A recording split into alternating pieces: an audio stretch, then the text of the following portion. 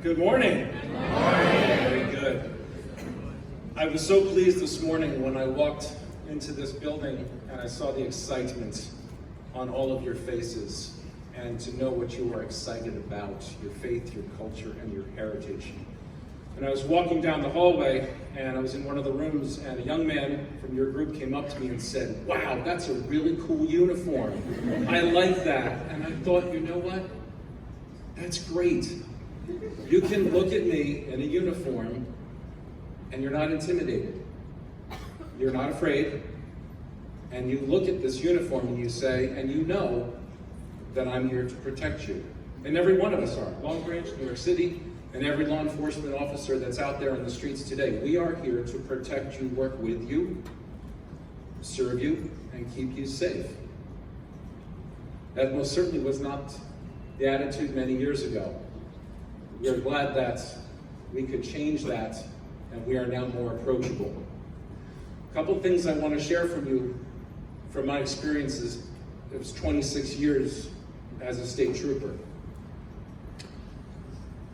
The first one happened only this last spring up in rural Colts Neck. I was driving down one of our back roadways late at night, and I saw a motor vehicle that was pulled over on the side of the road with the hazard lights on. In this particular area, you don't leave people out there at nighttime because they're going to be out there a long time, and very few people go out that way. So I pulled behind them, hit the overhead lights of my car. I had the uniform on that I have right now, and I walked in. Who was there inside the car but a young Jewish man?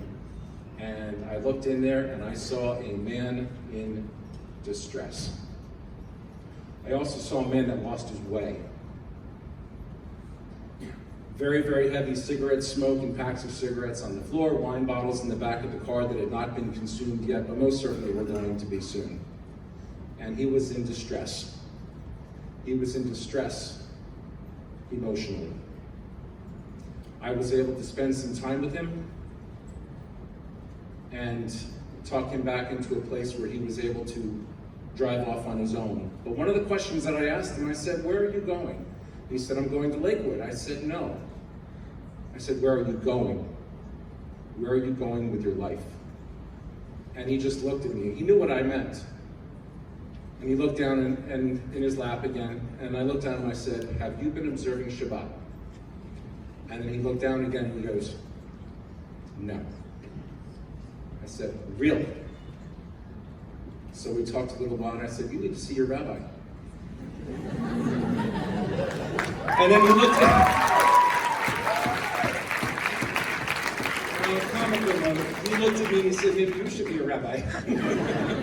I said, I'm going to leave the rabbi work to your rabbi. But what that was unfortunately, it was a turning point for that young man. What he was doing is he was abandoning his base, he was abandoning his core, he was abandoning his faith. And it was something that he was doing. It was a long, slow process. As a father of 3 wonderful children, standing in front of a room full of teenagers, it's my responsibility to say, don't lose your base. Don't forget where you came from. Don't forget who you are. You have a wonderful culture, a wonderful heritage.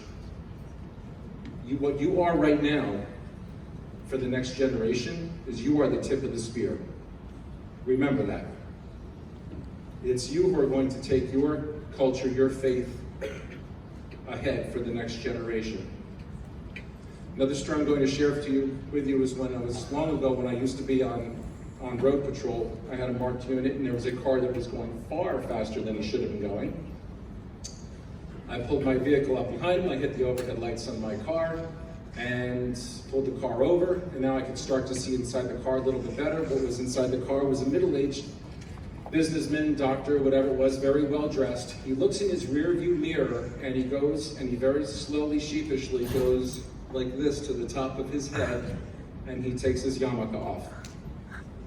And I thought, why on earth did you do that? So I approached the car and he handed me his driver's license, registration, and insurance paperwork, and I said, "I don't want that." I said, "I want to know why you took your yarmulke off."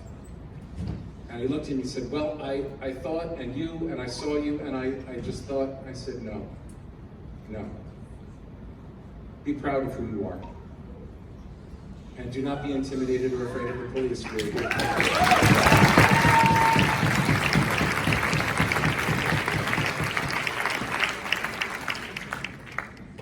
As the chief stated, it's not going to get better.